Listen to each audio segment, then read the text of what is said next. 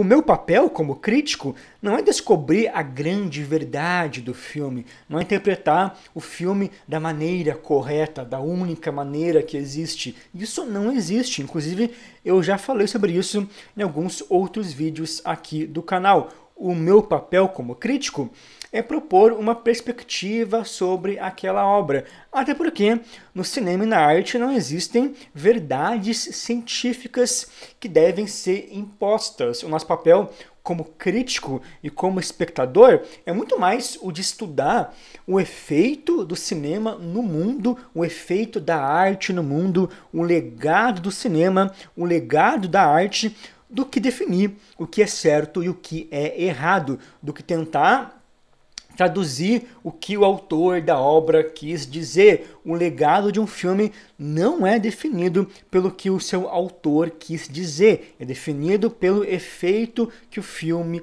teve no mundo, é definido pelo que o mundo fez com esse filme, pelas interpretações e pelas ressignificações, pela marca que a obra deixou no mundo nesse sentido. Aí alguém pode argumentar: mas o crítico deve ser imparcial no sentido de que ele precisa dizer se o filme trabalhou de maneira correta com certos elementos da linguagem. O crítico tem que apontar os erros do filme nessa relação com a linguagem.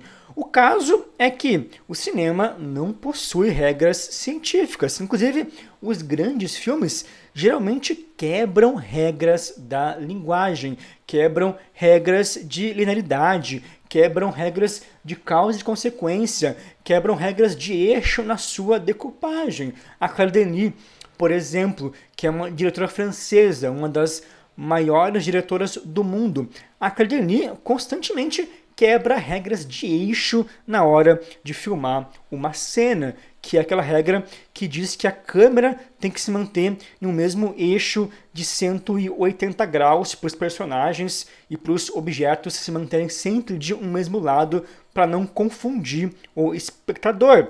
Ela quebra isso por quê?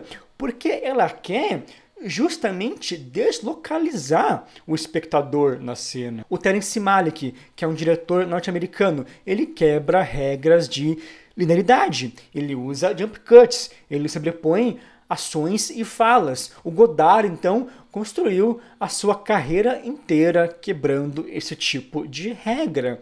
A gente tem que entender que cada filme é um universo de princípios próprios, de regras próprias. Cada filme tem uma maneira de lidar com a linguagem. O que o crítico tem que fazer não é apontar o que está certo e o que está errado nesse universo, mas o crítico tem que ver se esse universo possui uma unidade nesses princípios que ele propõe.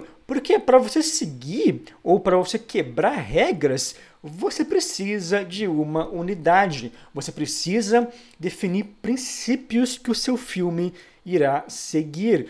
Um filme do Terence Malick quebra regras de continuidade, mas ele possui um princípio poético que vai justificar isso. Ele usa esse princípio de uma maneira que justifica isso. Ele usa esse princípio com uma unidade que vai justificar isso, ou que não vai justificar isso. Depende do que você achar de um filme dele. Existem alguns filmes do Malick que eu acho que ele quebra as regras da linguagem de maneira muito inventiva e estimulante, e existem outros que eu acho que ele faz isso mas como um artifício vazio. O mais importante é a gente saber que cada filme propõe um princípio próprio com a linguagem. E o nosso trabalho é analisar a unidade desse princípio e não se ele trabalha de maneira certa ou errada com a linguagem. Não existe uma cartilha que o crítico vai usar para saber se a fotografia é bem feita ou não, para saber se a montagem é boa ou não. Não, cada filme é um universo particular, cada filme vai tratar os seus elementos de linguagem de modo específico E o nosso trabalho é se debruçar sobre esse universo, sobre a maneira que o filme encena isso, sobre a sua mise-en-scène, para aí sim analisar a unidade desses elementos.